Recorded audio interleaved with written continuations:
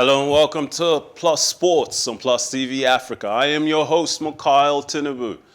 It's Wednesday, and of course, the sports stories never stop coming, and I think you love that. So thank you for joining us here for all of your sports news.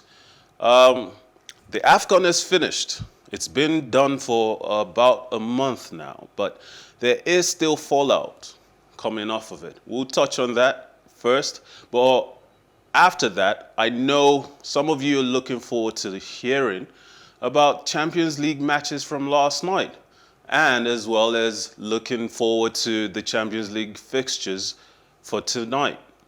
It's a lot to talk about. So we'll start in Africa, in Senegal specifically. Fresh off the national team's victory in the Africa Cup of Nations this month, Senegal on Tuesday inaugurated a new 50,000-seat stadium at a ceremony attended by African and European heads of state and global sporting dignitaries. The Turkish-built Abdoulaye Wade Stadium in Senegal's new showpiece city of the Diamniadio is part of a drive-by President Macky Sall to develop the West African country's infrastructure. The stadium, which will host the Summer Youth Olympics in 2026, was filled with fans waving Senegal's green, yellow, and red flags.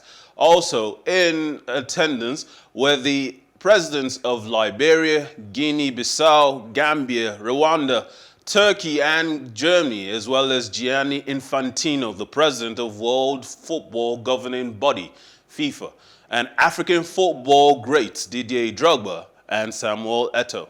It is in this beautiful den that our valiant lions will celebrate their conquest of Africa and the world, Sall told the crowd. National pride is high after Senegal, led by Liverpool forward Sadio Mane, claimed their first Africa Cup of Nations title by defeating Egypt on February 6th in Cameroon. The stadium, named after former President Abdoulaye Wade, whom Sall defeated in the bitterly contested 2012 election, is Senegal's latest high-profile infrastructure project. A basketball arena across the street from the stadium was completed in 2018, and a $1.3 billion commuter railway was inaugurated in December. Sall's opponents, however, have questioned whether these projects will benefit average citizens as much as they do Senegal's tiny elite. I think we all know that in Nigeria, we know how to build. We know how to throw money at building infrastructures. The problem has always been maintenance culture. I wonder, though, if that will be the destiny and the future of a lot of these infrastructures that the Senegalese administration of Sall are currently going to face. What happens when he leaves office? What happens even if he's still in office? Is there still going to be a conscious will to keep those infrastructures going, maintained, and continuing to deliver on the image of renewal that he's clearly trying to foster?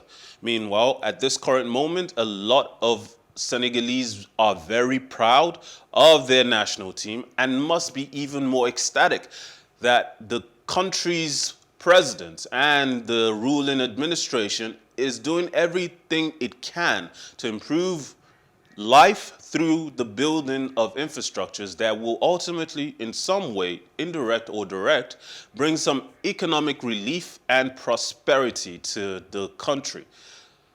We'll have to follow up on that at a later date.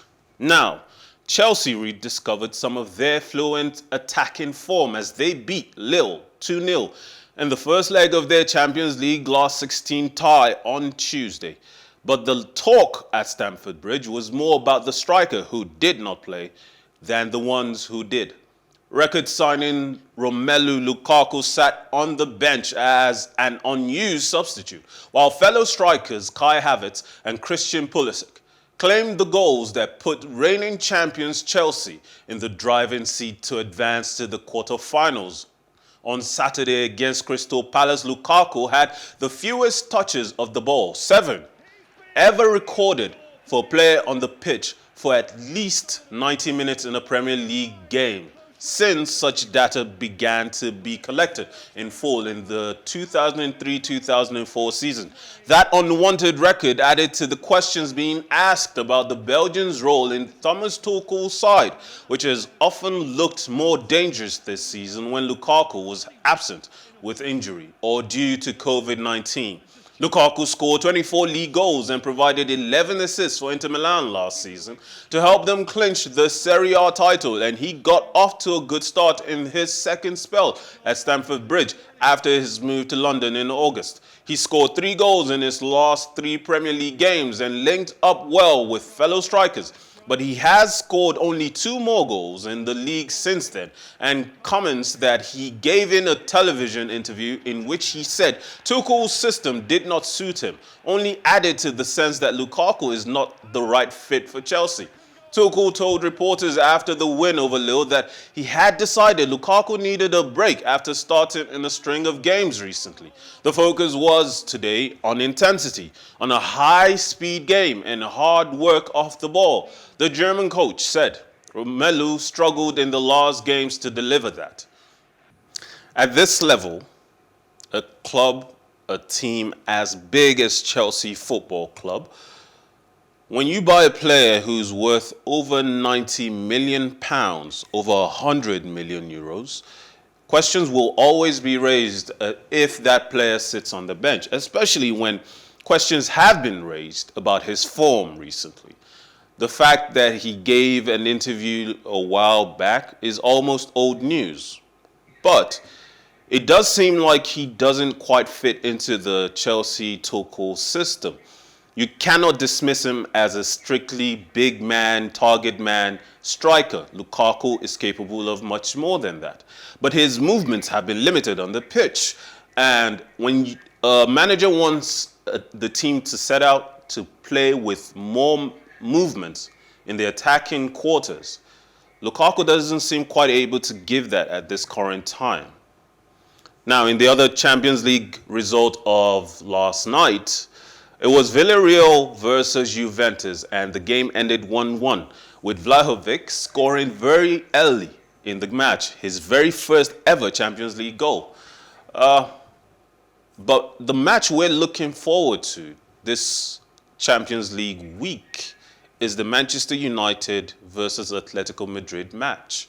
Atletico Madrid coach Diego Simeone praised on Tuesday, February 22nd, the job that interim manager Ralf Rangnick has been doing in Manchester United.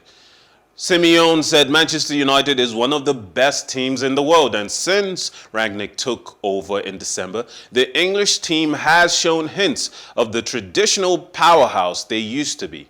We are going to play against one of the best teams in the world, a team that, if I'm not mistaken, has only lost one of the last 14 games. The arrival of the new coach has given them strength, better teamwork, and compromise. They are the team that Manchester have always been.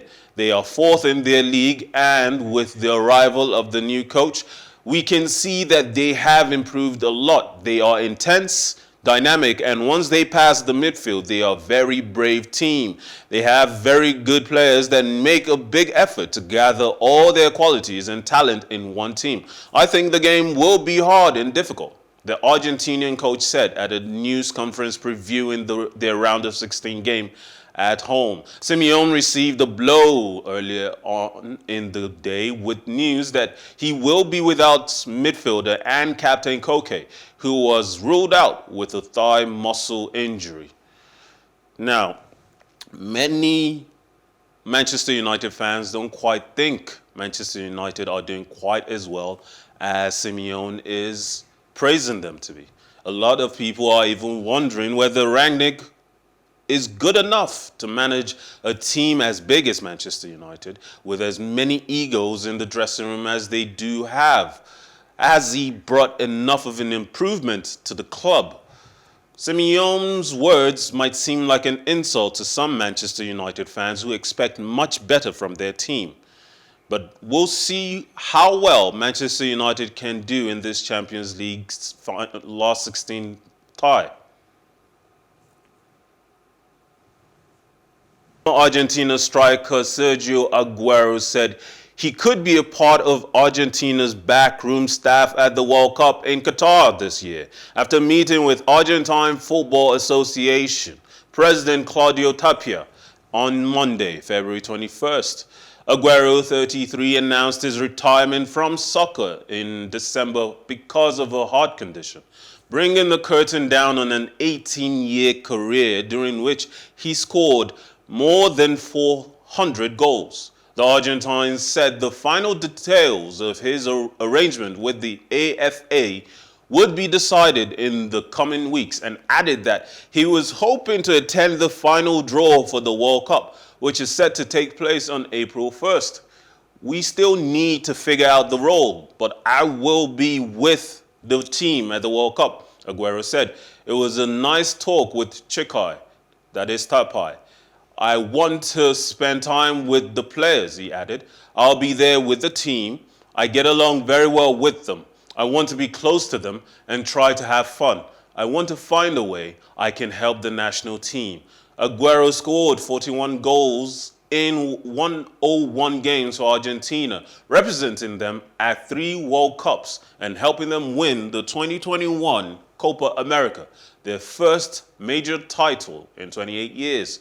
Argentina have already qualified unbeaten for Qatar and are second in the South American qualifying group, 4 points behind Brazil.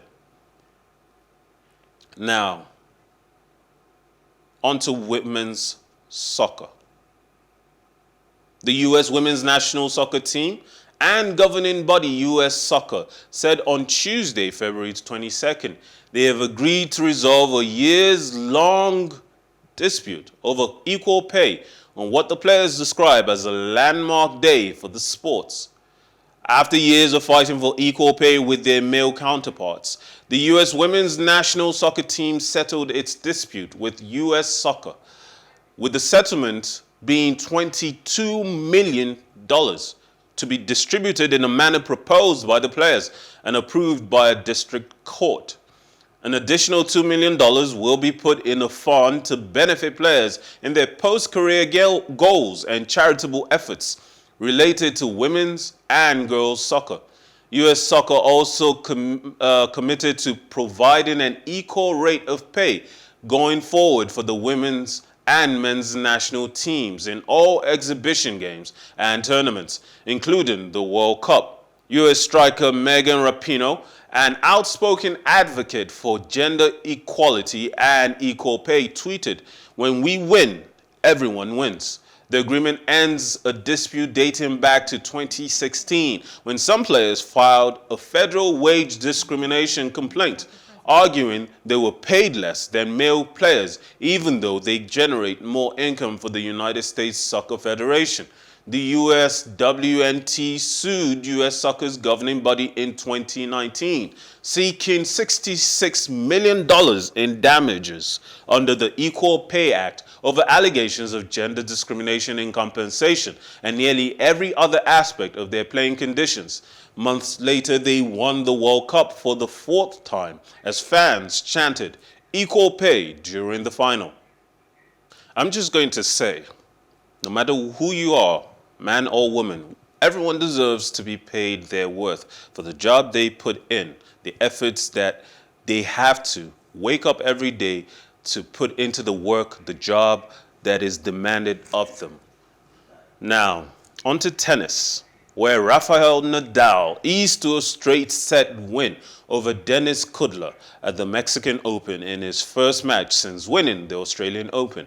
The Spaniard beat Kudla 6-3, 6-2 as he looks to stop Daniil Medvedev from achieving the world #1 ranking, which the Russian can achieve by winning the Acapulco. Nadal faces another American next in 24-year-old qualifier Stefan Kozlov. Meanwhile, Daniil Medvedev beat Benoit Paire in straight sets at the Mexican Open to begin his quest for the #1 ranking in men's tennis. The Russian saw off Paire 6-3, 6-4 and is guaranteed to be world #1 if he wins in Acapulco, no matter how Novak Djokovic does this week in Dubai. Medvedev will face Spain's Pablo Anjua in the next round today. I leave you with this. Thank you for joining us on Plus TV Africa for Plus Sports. My name is Mukail Tinubu. Remember, life is never boring with some sports.